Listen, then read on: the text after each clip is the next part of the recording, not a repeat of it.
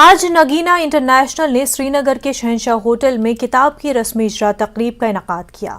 اس موقع پر نگینا انٹرنیشنل سالانہ میگزین کے ادب نامے کا رسمی اجرا کیا گیا، جس کے ایڈیٹر واشی سید ہیں۔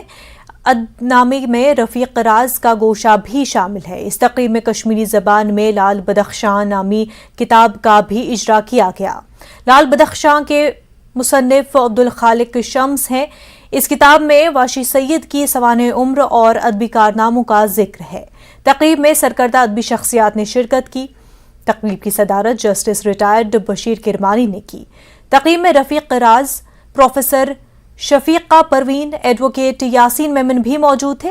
وہیں ممبئی سے آئے تحریر نو کے چیف ایڈیٹر ڈاکٹر ظہیر نے وادی میں اردو زبان کو فروغ دینے کی وکالت کی اور کہا کہ اردو کے مستقبل سے مایوس ہونے کی ضرورت نہیں ہے۔ زیر اہتمام نگینا کا ادب نامہ کا اجرا ہوا۔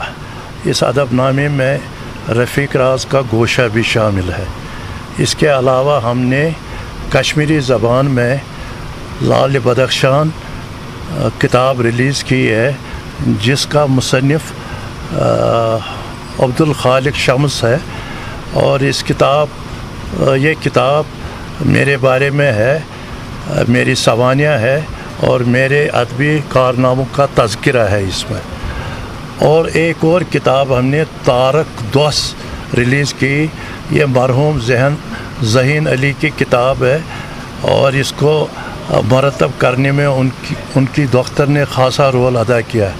ہم لوگ یہاں پر ہر سال ہر 6 مہینے کے بعد ایسی فنکشن کرتے ہیں، جس میں سے ہم کوشش کرتے ہیں کہ اپنے طریقے سے ہم اردو کی بھی خدمت کریں اور کشمیری زبان کی بھی خدمت کریں۔ اردو کا کلچر تو کبھی ختم ہو ہی نہیں سکتا۔